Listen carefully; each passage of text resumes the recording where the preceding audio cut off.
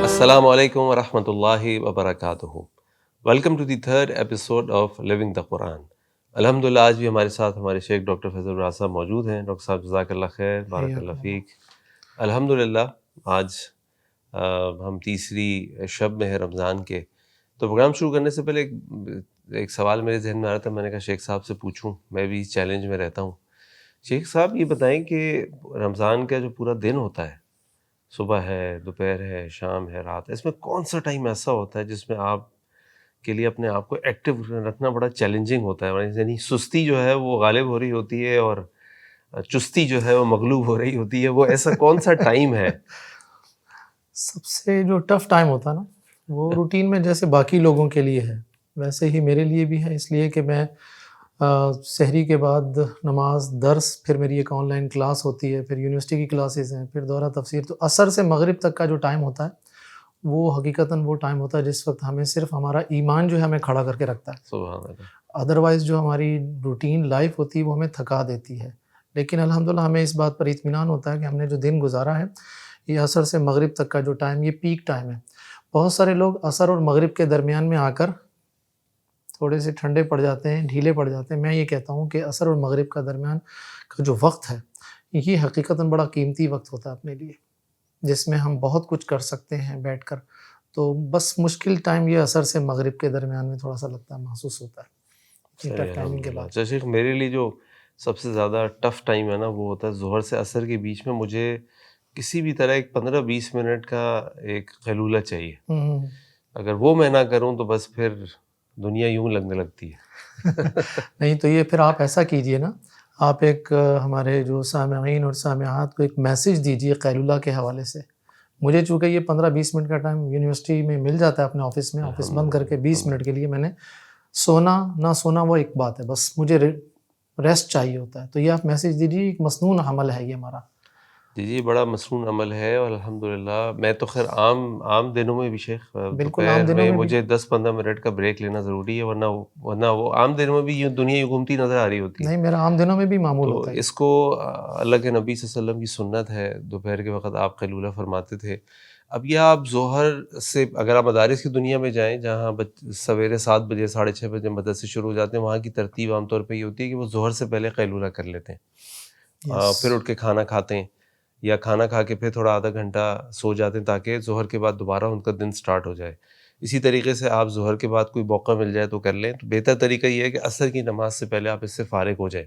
اچھا، آج گورا بھی جو ہے، ویسٹ بھی جو ہے، وہ اس کی بڑی یعنی اس کو موٹیویٹ کرتا ہے کہ ہم اس کو وہ کہتے ہیں پاور نیپس. بلکہ وہ تو یہ کہتے ہیں کہ دن میں 2-3 پاور نیپ لیں آپ.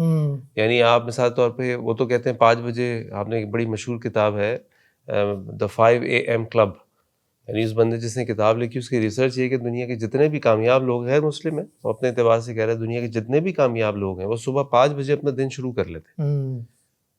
ایکسرسائز کرتے ہیں، مطالعہ کرتے ہیں، اپنا دن کا شیڈیول بناتے ہیں، اپنی تیاری کرتے ہیں. اور یہی ہماری شریعت بھی کہتی ہے کہ فجر کے بعد جو ہے انسان اپنا دن آغاز کر دے، کیونکہ وہ برکت کا وقت ہوتا ہے. تو لہٰذا وہ یہ کہتے ہیں کہ دن میں آپ نہ سوئیں. جیسے آپ کو نیند آ رہی 10 بجے ایک 15 منٹ کا نیپ لے لیں، پھر 2 بجے ایک 15 منٹ کا نیپ لے لیں، پھر 5 بجے ایک 15 منٹ کا نیپ، 10 منٹ کا نیپ لے کے اپنی 2 یا 3 گھنٹے جو آپ صبح اپنے سونا ہے 8 9 10 بجے تک وہ بچا لیں، اور اپنے دن کو بڑا کر لیں، اپنی انرجی کو دوبارہ ریگین کر لیں، اور بہت ہی پاورفل دن گزارے. یہ تو ہماری شریعت کا اللہ کے نبی صلی اللہ علیہ وسلم نے 14 سال پہلے ہمیں سکھایا، صحابہ بھی کرتے تھے.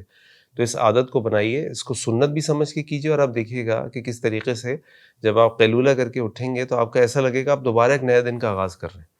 اور رات کو اس کا شیخ میں نے ایک بڑا زبردست فائدہ یہ دیکھا ہے کہ اگر میں قیلولہ نہ کروں دن میں کسی وجہ سے، تو مجھ سے رات کو جب میں سوتا ہوں نا تو فجر پہ اٹھنا بہت بھاری ہو جاتا ہے، کیونکہ اتنی شدید تھکن اور نیند ہوتی ہے. لیکن اگر دن میں قیلولہ ہے کہ اللہ تعالیٰ موقع دے دے 15 منٹ 20 منٹ 10 منٹ بھی خالی، تو جب رات کو سوتے ہیں فجر پہ اٹھتے ہیں تو الحمدللہ بہت فریش ہوتے ہیں، کیونکہ ایک جسم کو ایک بریک مل چکا ہوتا ہے. تو یہ ضرور کریں، اور یہ بہت ہی اچھی عادت ہے. چلیے آج کے پروگرام کا آغاز کرتے ہیں. آج ہمارے سامنے تیسرا پارہ ہے تلک الرسل. تو پہلے میں دعوت دیتا ہوں شیخ صاحب کو. شیخ صاحب، آپ نے جو آیات منتخب کی ہیں اس کے بارے میں ہمیں بتائیں انشاءاللہ. السلام علیکم ورحمۃ اللہ وبرکاتہ. اعوذ باللہ من الشیطان الرجیم. بسم اللہ الرحمن الرحیم.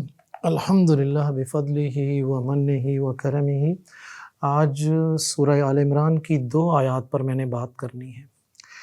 پہلی آیت سورہ آل عمران کی آیت نمبر 7 اور دوسری آیت نمبر 36، دونوں کا ڈومین الگ الگ ہے۔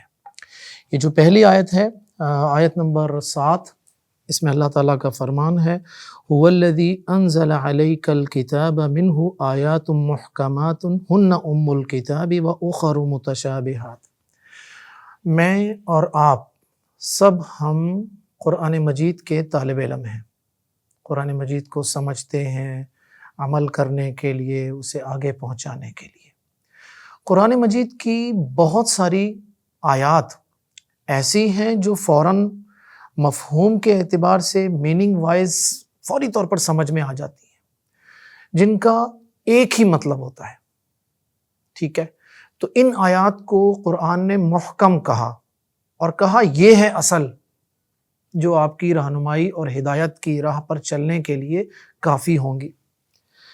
سیم ٹائم پر کچھ آیات ایسی ہیں جن کا مفہوم ایک سے زائد ہو سکتا ہے، اس میں احتمال ہو سکتا ہے، یا وہ سمجھ میں نہ آتی ہوں، یا بالکل ہی ان کی سمجھ پاسبل ہی نہ ہو، جیسا کہ حروف مقطعات ہیں، الف لام میم۔ تو اصل جو میسج مجھے دینا ہے، میں اپنے نوجوان ساتھیوں سے اور جو سوشل میڈیا پر میرے ساتھی ہیں ان لوگوں سے میں مخاطب ہو کر یہ کہنا چاہوں گا کہ جب آپ قرآن مجید پڑھیں ترجمہ کے ساتھ یا اس کی تفسیر پڑھنا شروع کریں تو بہت ساری آیات آپ کو ایسی ملیں گی جو آپ کی سمجھ میں نہ آئیں، تو آپ وہاں پر کنفیوز ہونے کے بجائے ان پر کوسچن مارک لگانے کے بجائے آگے بڑھ جائیے۔ اس لیے کہ میں آپ کو بتاؤں کہ اللہ تعالیٰ کا جو فرمان ہے یہاں پر اس حوالے سے کہ یہ جو آیات ہیں جن میں ایک سے زائد معنی آ سکتے ہیں، وہ اصل میں امتحان ہے میرا اور آپ کا۔ کیا ہے امتحان؟ یہ جو کہا فَأَمَّا الَّذِينَ فِي قُلُوبِهِمْ زَيْغٌ فَيَتَّبِعُونَ مَا تَشَابَهَ مِنْهُ ابْتِغَاءَ الْفِتْنَةِ وَابْتِغَاءَ تَأْوِيلِهِ۔ بھائی یہ جو آیات ہیں جن کو متشابہات کہا گیا، یہ ہے اصل امتحان۔ اصل امتحان کیا ہے کہ بھائی اہل ایمان کہتے ہیں، جیسا کہ آگے ذکر کیا گیا وَالرَّاسِخُونَ فِي الْعِلْمِ يَقُولُونَ آمَنَّا بِهِ، جو علم کے پختہ لوگ ہوتے ہیں وہ کہتے ہیں، وہ یہاں پر مزید ان وساوس کا شکار نہیں ہوتے، کہتے ہیں کہ ہم نے مان لیا، listen and obey، بس ان کا موقف یہ ہوتا ہے۔ اور ان کی دلیل کیا ہوتی ہے؟ ان کی دلیل ہوتی ہے کہ کل من عند ربنا، بھائی ہر وہ چیز جو ہمیں ہمارے رب کی طرف سے ملی ہے وہ ہمارے لیے فائنل ورژن ہے۔ یہ ہمارے ایمان کا تقاضا بھی یہی ہے، ٹھیک ہے؟ اچھا، اس کے مقابلے میں ایسی آیات جو فتنہ پرور عناصر، جو نیگیٹو اپروچ والے ہوتے ہیں، وہ ایسی ہی آیات پر کوسچنز اریز کرتے ہیں، سوال در سوال، جو باتیں سمجھ میں نہیں آ رہی ہوتی۔ تو میں آپ کو یہ بتانا چاہتا ہوں، جو میسج مجھے دینا ہے، رمضان چونکہ قرآن کا مہینہ ہے، فہم قرآن کا مہینہ ہے، ہم نے اپنی قرآن کی فہم کا سفر قرآن اس بابرکت مہینے سے کیا ہے۔ جب آپ اس سفر کا آغاز کریں گے، چلیں گے، تو آپ کو شیطان وساوس کے ذریعے تنگ کرے گا، ایسے مقامات پر آپ کو لایعنی قسم کے سوالات میں الجھائے گا، فضول قسم کے سوالات میں الجھائے گا، ٹھیک ہے؟ آپ نے الجھنا نہیں ہے۔ میں آپ کو ایک چھوٹا سا ایک نسخہ بتا دیتا ہوں کہ جب کبھی قرآن مجید کی پڑھتے ہوئے سمجھتے ہوئے آپ ایسے کسی مقام سے گزریں اور آپ کو یہ سمجھ میں آئے کہ آپ کنفیوز ہو رہے ہیں، تو آپ اعوذ باللہ من الشیطان الرجیم صرف یہ آیت کثرت کے ساتھ پڑھنا شروع کر دیجئے۔ اگر وہ شیطانی وسوسہ ہوگا تو وہ فوراً ختم ہو جائے گا اور آپ ریلیکس ہو جائیں گے۔ اگر وہ شیطانی وسوسہ نہیں ہوا اور واقعتاً وہ سوال ہوا تو فاسألوا اہل الذکر ان کنتم لا تعلمون، تو پھر آپ علماء کے پاس جائیے، ثقہ علماء کے پاس، وہ آپ کو بتائیں گے کہ اس آیت کا یا اس جو ٹیکسٹ کا حقیقی مطلب کیا ہے۔ یہ بات میں اپنی بات اس پر ختم کروں گا۔ دیکھیے کہ آج علم تک اپروچ جتنی آسان ہو گئی ہے، ہمارے سوشل میڈیا پر موجود نوجوان اتنے ہی زیادہ اس طرح کے لایانی اور فضول قسم کے سوالات میں الجھائے جا رہے ہیں۔ تو قرآن نے بڑی زبردست ایک منظر کشی کی ہے کہ بھائی ہدایت اور گمراہی کا جو دار و مدار ہے وہ صرف اور صرف ایسا نہیں ہے کہ علم پر ہے، کسی بات کے جاننے پر نہیں ہے، بلکہ ہدایت اور گمراہی کا انحصار حسن نیت پر ہے۔ اصل بات کہ نیت آپ کی کیا ہے، نیت آپ کی فالو کرنے کی ہے یا آپ اس پر کوئی اور ایشو جو ہے وہ کریٹ کرنا چاہ رہے ہیں۔ بس اوقات ہم علماء کے پاس جاتے ہیں، ان کو سوالات کرتے ہیں تاکہ ان کو زج کر سکیں۔ علی کل حال جو میسج میں نے دینا تھا سورہ آل عمران آیت نمبر 7 کا، وہ میں نے آپ کو کنوے کیا کہ ایسا کوئی موقع آئے تو علماء کے پاس جائیے، علماء سے سوال کیجیے، اور اس سے پہلے اعوذ باللہ من الشیطان الرجیم کا ورد بطور دعا جو ہے وہ لازماً کیجیے۔ سورہ آل عمران کی جو دوسری آیت ہے اس کا ڈومین بالکل ڈیفرنٹ ہے۔ یہ جو ڈومین ہے یہ میں اپنی قابل احترام ماؤں، بہنوں اور بیٹیوں کے حوالے سے کر رہا ہوں۔ یہ جو آیت ہے میں آپ کے سامنے آیت پڑھتا ہوں اور پھر میں آپ کو بتاتا ہوں۔ فرمایا اللہ تعالیٰ نے فَلَمَّا وَضَعَتْهَا قَالَتْ رَبِّ إِنِّي وَضَعْتُهَا أُنثَىٰ، جب انہوں نے جنم دیا اور کہنے لگی کہ اللہ میں نے تو بیٹی پیدا کیا، یہ سیدہ مریم کی والدہ کی بات ہو رہی ہے۔ وَاللَّهُ أَعْلَمُ بِمَا وَضَعَتْ، اور اللہ کو معلوم ہے کہ کس کی پیدائش ہوئی ہے۔ وَلَيْسَ الذَّكَرُ كَالْأُنثَىٰ، اور یہ بات بھی سب کو پتہ ہے کہ بھائی اپنی رسپانسبلٹیز کے اعتبار سے مرد اور عورت، اپنی خلقت کے اعتبار سے مرد اور عورت دونوں میں فرق ہے۔ جو بات میں آج آپ لوگوں کو بتانا چاہتا ہوں، سب سے پہلی چیز فرمایا وَإِنِّي سَمَّيْتُهَا مَرْيَمَ، میں نے اس کا نام مریم رکھا ہے۔ نام رکھنے والی خاتون تھی، ماں تھی، اور آج ہمارا جو معاشرہ ہے وہ ہندوانہ اپروچ سے متاثر ہو کر جس خاتون نے 9 مہینے یہ تکلیف دہ وقت گزارا، زندگی اور موت کی کشمکش میں مبتلا ہو کر جنم دیا، تخلیق کا کرب سہا، اس سے ہم حق ہی چھین لیتے ہیں۔ نام کون رکھتا ہے؟ دادا، دادی، پھپھو، چچا، سب کی اپنی اپنی ایک لسٹیں ہوتی ہیں۔ جس کا سب سے زیادہ حق ہوتا ہے، جو سب سے زیادہ ڈیزرو کرتا ہے، اس سے ہم نہیں پوچھتے۔ یہاں نام کس نے رکھا تھا؟ انی سمیتها مریم۔ تو بھائی میں اپنے قابل احترام سامعین سے، میرے وہ مخاطب، میرے محترم بھائی جو کہ میرڈ ہیں، جن کے گھروں میں اللہ تعالیٰ یہ انعام دیتا ہے، میں ان سے ایک ریکویسٹ کروں گا کہ بھائی نام رکھتے وقت سب سے پہلے جو رائے آپ کو لینی چاہیے وہ جنم دینے والے، تخلیق کا کرب سہنے والی اس خاتون سے پوچھیں کہ جی آپ کی کیا رائے، نام کیا رکھنا چاہیے۔ یہ تو ہو گئی پہلی بات۔ دوسری بات یہ بات آ گئی کہ جب اس کو یہ حق دیا جا رہا ہے تو اب دوسری بات تربیت اولاد کے حوالے سے میں کرنا چاہوں گا۔ وَإِنِّي أُعِيذُهَا بِكَ وَذُرِّيَّتَهَا مِنَ الشَّيْطَانِ الرَّجِيمِ۔ ایک ماں اور باپ، انہیں چاہیے کہ اپنی اولاد کے لیے ہمیشہ دعا گو رہنا چاہیے۔ آپ یہ دیکھیے کہ مریم علیہ السلام کی والدہ اپنی اس بیٹی کے لیے جو ابھی چند لمحات کی ہے، ٹھیک ہے، چند گھڑیوں کی ہیں، انہیں نہیں پتا کہ یہ بچی ابھی زندہ رہے گی یا نہیں رہے گی، اس کی شادی ہوگی یا نہیں ہوگی، اولاد ہوگی یا نہیں ہوگی۔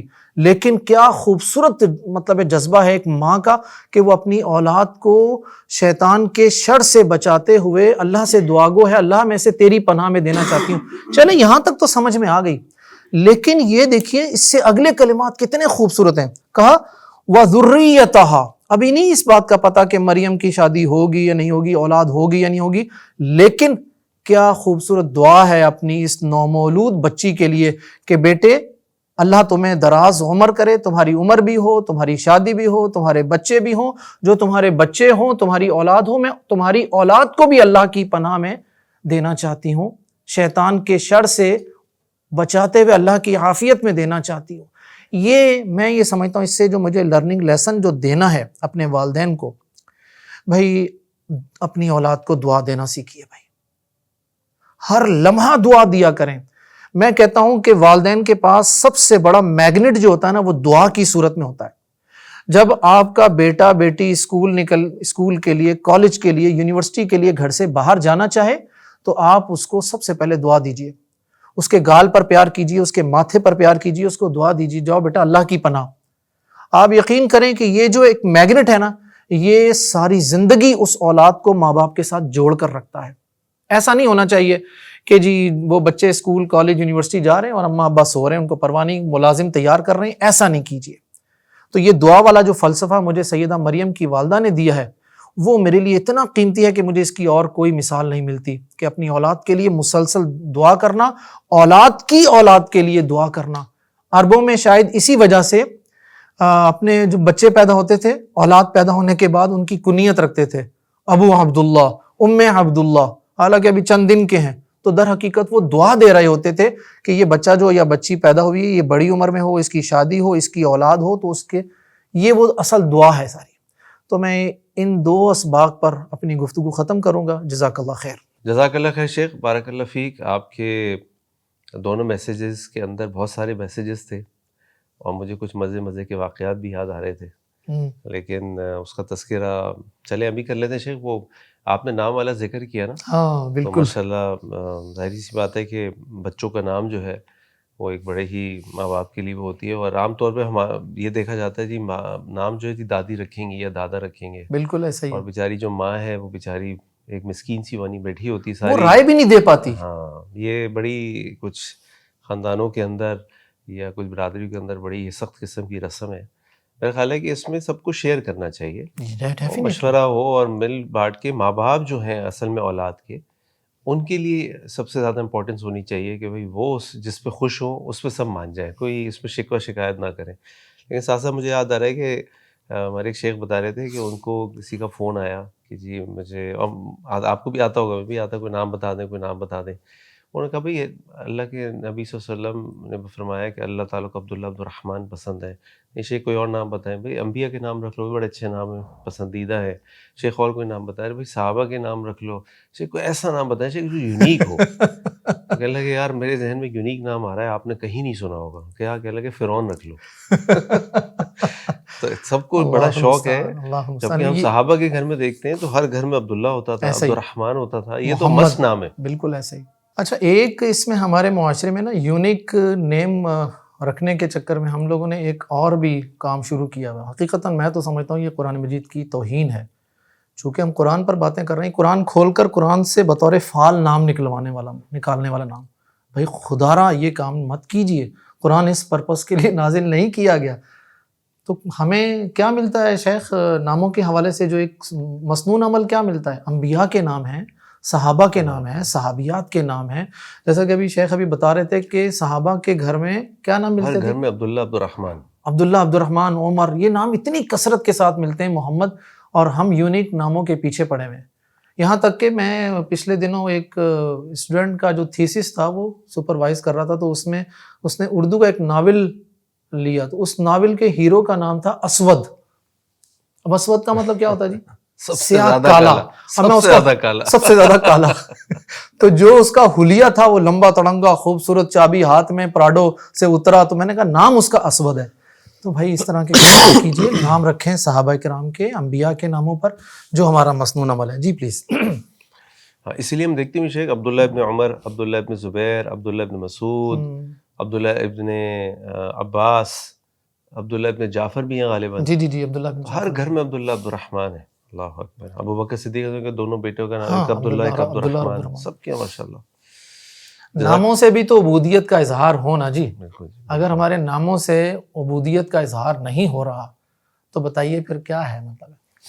اچھا جی، میں نے آج جو آیت آپ کے سامنے ڈسکس کرنی ہے وہ سورہ آل عمران کی آیت نمبر 14 ہے، اور اس آیت کا تعلق ہم سب کی زندگی سے، یعنی ہم سب روز اس آیت کے اندر جو میسج ہے وہ میسج روزانہ ہمارے سامنے آنا چاہیے اور سامنے رہنا چاہیے۔ اس آیت میں اللہ تعالیٰ نے فرمایا، اعوذ باللہ من الشیطان الرجیم، زین للناس حب الشہوات من النساء والبنین والقناطیر المقنطرۃ من الذہب والفضہ والخیل المصومہ والانعام والحرث ذلک متاع الحیاۃ الدنیا واللہ عندہ حسن المآب۔ اللہ تعالیٰ فرما رہے ہیں کہ زین للناس، ہم نے خوبصورت بنا دیا، مزین کر دیا لوگوں کے لیے، یعنی ہم سب کے لیے، حب الشہوات من النساء والبنین، عورتوں کی محبت اور بیٹوں کی محبت۔ اور اسی طریقے سے اللہ تعالیٰ نے آخر ذکر فرمایا سونے اور چاندی کی، ان کے جواہرات کی، انعام، گھوڑوں کی۔ اس زمانے میں گاڑیاں نہیں ہوتی تھی، گھوڑے ہوتی تھی۔ والحرث، اس زمانے میں جو جائیداد اور ریل اسٹیٹ اور پراپرٹی تھی وہ لوگوں کے کھیت اور اس طرح زمینیں تھیں۔ اللہ تعالیٰ فرما رہے ہیں ان سب چیزوں کو ہم نے لوگوں کے لیے مزین کر دیا۔ یعنی اللہ تعالیٰ بتا رہے ہیں کہ مزین کیوں کر دیا؟ تاکہ اللہ تعالیٰ ہمیں آزمائے۔ جیسے اللہ تعالیٰ نے قرآن کریم میں ایک اور مقام پہ فرمایا، جیسے اللہ تعالیٰ نے سورۃ الکہف میں فرمایا ان جعلنا ما علی الارض زینۃ لها لنبلوہم ایہم احسن عملا، بے شک ہم نے اس زمین پہ جو کچھ بنایا اور اس کو خوبصورت کر دیا، اس کو مزین کر دیا تاکہ اللہ تعالیٰ آزمائے اور پھر دیکھیں کہ ہم میں سے کون اچھا عمل کرنے والا ہے۔ یعنی اس کا معنی یہ ہوا کہ جتنی چیزیں ہیں، اولاد ہیں، عورتیں ہیں یعنی بیویاں ہیں، انسان کا مال و دولت ہے، انسان کی جائیداد ہے، انسان کی استعمال کی اشیاء، سب اللہ تعالیٰ نے ہماری آزمائش کے لیے بنائی، اور اسی میں ہمارا ٹیسٹ ہو رہا ہوتا ہے۔ اور اسی کے اندر علماء نے یہ بھی نقطہ لکھا کہ صرف آزمائش نہیں ہے، یعنی آزمائش یوں ہے کہ اس کا استعمال بھی جائز ہے اور استعمال کر کے آپ جنت بھی حاصل کر سکتے ہیں، اور اگر اس کا غلط جو استعمال انسان کرے گا اور اس کی محبت میں آگے بڑھ جائے گا تو وہ یہ ہماری آزمائش بن جائے گی اور ہمیں اللہ تعالیٰ کی رحمت و جنت سے دور جہنم کے قریب کر دے گی۔ عام طور پہ ہم یہ سمجھتے ہیں کہ بھائی مال دولت سب بری چیز ہے، اچھا گھر بنا لو، بڑا گھر بنا لو، یہ کوئی اچھی بات نہیں ہے، تمہارے پاس اگر جائیداد ہے تو یہ کوئی اچھی انسان کی نشانی ہے، ایسی کوئی چیز نہیں ہے۔ یہ سب چیزیں اللہ تعالیٰ نے انسان کے لیے دی ہیں، لیکن اصل بات یہ ہونا چاہیے کہ یہ دنیا انسان کے ہاتھ میں ہونی چاہیے اور دل میں اللہ ہونے چاہیے۔ جب انسان اس دنیا کی چیزوں کو، اس دنیا کی نعمتوں کو اس نظر سے دیکھے کہ شریعت اور اللہ اور اس کے رسول ہمیں ان کے بارے میں کیا تعلیم دے رہے ہیں، تو ان چیزوں میں کوئی مسئلہ نہیں ہے۔ لیکن اگر ان چیزوں کی محبت اللہ، اس کے رسول اور اس کے راستے میں جہاد کی محبت سے بڑھ جائے، جیسے اللہ تعالیٰ نے سورہ توبہ میں فرمایا، صلی اللہ علیہ وسلم آپ ان سے کہہ دیجئے اگر ان کا آباؤکم تمہارے باپ دادا، و ابناؤکم تمہارے بیٹے، و اخوانکم تمہاری برادری، و ازواجکم تمہاری بیویاں، و عشیرتکم تمہارے رشتہ دار، یہ پانچوں چیزیں، اور اس کے ساتھ اللہ تعالیٰ نے تین چیزوں کو اور ذکر کیا کہ وہ مال جو تم بڑی محنت سے کماتے ہو، وہ تجارت جو تم نے سیٹ کیا، کاروبار، بزنس، جاب، کیریئر، وہ مساکن تردونہا، اور وہ گھر جو تم نے بڑی محبت سے بنائے ہیں کہ میں اس میں رہوں گا، یہ میرا گھر ہے، لوگوں کو لا کر دکھاتے ہو، احب الیکم، اگر یہ تمہیں زیادہ محبوب ہے، ان سے تمہیں زیادہ محبت ہو گئی، اللہ من اللہ و رسولی و جہاد ان سبیلی، یعنی یہ 8 محبتیں اور یہ 3 محبتیں، اگر یہ 8 محبتیں ان 3 محبتوں پر حاوی ہو گئیں تو پھر سمجھ لو اللہ تعالیٰ ایسے لوگوں کو ہدایت نہیں دیتے، یہ فاسقین میں شامل ہو جاتے ہیں۔ لیکن اگر یہ 3 محبتیں حاوی ہو جائیں تو یہ اصل میں اللہ تعالیٰ کو زیادہ پسند ہے۔ ایسا نہ ہو یہ چیزیں تمہارے پر حاوی ہو جائیں۔ یاد رکھو یہ جتنی چیزیں اللہ تعالیٰ نے تمہارے لیے بنائی ہیں یہ سب ہمارے لیے آزمائش ہے۔ اب یہ اولاد، یہ بیویاں، یہ گھر، یہ خاندان، یہ کاروبار روز ہمارے سامنے آ رہا ہوتا ہے، ہم کچھ نہ کچھ ان چیزوں کے اندر انوالو ہیں اور ہوتے ہیں، یہ زندگی کا حصہ ہے، اسی لیے اللہ تعالیٰ بار بار ہمیں وارن کر رہے ہوتے ہیں۔ اللہ تعالیٰ قرآن میں فرماتا ہے انما اموالکم اولادکم فتنہ، یہ مال اور اولاد تمہاری فتنہ ہے۔ اللہ تعالیٰ فرماتے المال والبنون زینت الحیات الدنیا، کہ یہ جو مال اور تمہاری اولاد ہے، تمہارے بچے ہیں، زینت الحیات الدنیا، دنیا کی زندگی کی زینت ہے۔ تو ان چیزوں کا ہونا، ان چیزوں کو حاصل کرنا، ان چیزوں کی خواہش کرنا، ان چیزوں کے لیے کوشش کرنا، کوئی مسئلہ نہیں ہے اس میں۔ دیکھیں نا حضرت عثمان رضی اللہ عنہ اس مال کے ذریعے جنت کمائی۔ جب اللہ کے نبی صلی اللہ علیہ وسلم نے غزوہ تبوک کے موقع پہ فنڈ ریزنگ کا اعلان کیا کہ بھائی ہمیں ڈونیشن چاہیے، فنڈ ریزنگ کرو، جس کے بعد جو ہے وہ اللہ کے راستے میں نکال دے، لے کر آئے، تو حضرت ابوبکر صدیق میں پورا گھر لے کر آ گئے، حضرت عمر آدھا گھر لے کر آ گئے، حضرت عثمان رضی اللہ عنہ 960 اونٹ اس موقع پہ دیے، گھوڑے بھی دیے، مال و دولت بھی دیا۔ آپ سوچیں 960 اونٹ، ایک اونٹ آج 1 لاکھ روپے کا بھی مراسا لگا لے، بالکل مریل سا اونٹ 1 لاکھ روپے سے کم میں نہیں آئے گا، تو اگر آپ 1 لاکھ روپے بھی لگا لے تو تقریباً 10 کروڑ روپے تو رائٹ اوے لا کے رکھ دیے، ون شاٹ۔ تو یہ مال دیا نا، جس کے بعد اللہ کے نبی صلی اللہ علیہ وسلم فرمایا کہ عثمان آج کے بعد تمہارا کوئی عمل تمہیں نقصان نہیں دے گا، عثمان فی الجنہ، عثمان جنتی ہے۔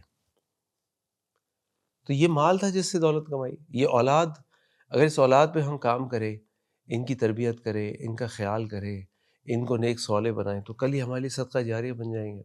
ولد صالح، اللہ کے نبی فرمائے صلی اللہ علیہ وسلم 3 اعمال ایسے ہیں جو انسان کے جانے کے بعد بھی باقی رہتے ہیں، ان میں سے ایک کیا ہے؟ ولد صالح یدعو لہ، نیک اولاد جو تمہارے لیے دعا کرتی ہو۔ تو یہ اولاد تو ہمارے لیے جنت پہ جانے کا ذریعہ ہے اگر یہ نیک ہو۔ اسی طرح باقی چیزیں بھی جو اللہ تعالیٰ نے ذکر فرمائی کہ کسی کے پاس زمین ہے، جائیداد ہے، کوئی اس طرح کی چیزیں ہیں، لیکن اصل چیز یہ ہے کہ یاد رکھیں یہ جتنی خوبصورت چیزیں ہیں جو ہمیں دنیا کی محبت میں گرفتار کر لیتی ہیں، اس میں ہم آگے بڑھتے جاتے ہیں، یہ چیزیں فی نفسی حرام نہیں ہیں، ان چیزوں کا استعمال بھی منع نہیں ہے، لیکن یہ چیزیں اللہ، اس کے رسول اور اس کے دین کی محبت میں غالب نہ آ جائیں۔ بس ان چیزوں کا خیال رکھیں، اور یہ رمضان چونکہ اس میں اللہ تعالیٰ ہمیں بہت موقع دیتے، قرآن سنیں، قرآن سمجھیں، غور و فکر کریں، فری ٹائم بھی ہوتا ہے ہمارے پاس، ہماری روح مضبوط ہوتی ہے، ہمارا جسم، ہمارا نفس کمزور ہوتا ہے۔ اس رمضان کے مہینے میں ان چیزوں کی غور و فکر کریں اور یہ تہیہ کریں، تو اللہ تعالیٰ سے دعا کریں کہ اللہ تعالیٰ ہمیں ہر قسم کی آزمائشوں سے بچائے، اور اللہ تعالیٰ نے ہمیں جو بھی نعمتیں دی ہیں ان نعمتوں کو اللہ، اس کے رسول کے بتائے ہوئے طریقے کے مطابق استعمال کرنے کی اور ان کے ساتھ اپنی زندگی گزارنے کی توفیق عطا فرمائے۔ جزاک اللہ خیر۔ شیخ بہترین ٹاپک، کیا ہم یہ کہہ سکتے ہیں اس آیت کی روشنی میں کہ ہمیں دو میسج دیے جا رہے ہیں؟ ایک میسج تو یہ کہ مال فی ذاتی ہی حرام نہیں ہے، مال کا کمانا بھی۔ آپ نے سیدنا عثمان غنی کی مثال دی، عبد الرحمن بن عوف کی مثال، اور بہت سارے صحابہ کی مثالیں موجود ہیں۔ ایک تو ہمیں میسج یہ ملتا ہے کہ اگر ہم اس کو ریگولائز کر لیں اکارڈنگ ٹو اسلامک رولز تو یہ ایک نعمت بن جاتی ہے ہمارے پاس۔ دوسری چیز جو مجھے سب سے بڑی زبردست چیز میسج مل رہا ہے اس سے، کہ اللہ تعالیٰ ہمیں اس آیت کے ذریعے محبتوں میں بیلنس رکھنا چاہ رہا ہے۔ ہر محبت کا ایک اسپیسیفک پروٹوکول ہے، جو محبت اللہ کے ساتھ کرتے ہیں وہ کسی اور کے ساتھ نہیں کر سکتے۔ اگر جو محبت ہم اللہ کے ساتھ کرتے ہیں اگر وہی مال کے ساتھ کرنا شروع کر دیں تو ہماری جو محبت ہے وہ، میں یہ سمجھتا ہوں ابھی جو میسج شیخ کاشف صاحب دے رہے تھے کہ وہ 3 محبتیں اور 5 محبتوں کا جو بیلنس کر رہے تھے، تو مجھے یہ سمجھ میں آیا کہ ہمیں ضرورت اس بات کی ہے کہ ہم ہر محبت کو سمجھیں کہ ہمیں کس سے، یعنی دوسرے لفظوں میں یوں کہا جائے کہ اسلام ہمیں سکھاتا ہے کہ کس سے کتنی محبت کرنی ہے۔ تو اس پروگرام کو آج کے میسیجز کے ساتھ ختم کرتے ہیں انشاءاللہ، کہ پہلا میسیج شیخ نے بتایا کہ اس سوشل میڈیا کے دور میں جہاں پہ ہر کسی کے ہاتھ میں مائک ہے اور ہر کوئی جو چاہے بول دیتا ہے، کہہ دیتا ہے، تو جہاں بھی آپ کو ڈاؤٹس آئیں، آپ کو فتنوں کا سامنا ہو، تو علماء کے پاس جائیں، فیس بک واریئرس کے پاس نہ جائیں، فیس بک علماء کے پاس نہ جائیں، اصل علماء کے پاس جائیں جنہوں نے علماء سے علم سیکھا ہو۔ دوسری بات یہ کہ ماں باپ اپنے اولاد کے لیے بہت دعائیں کریں۔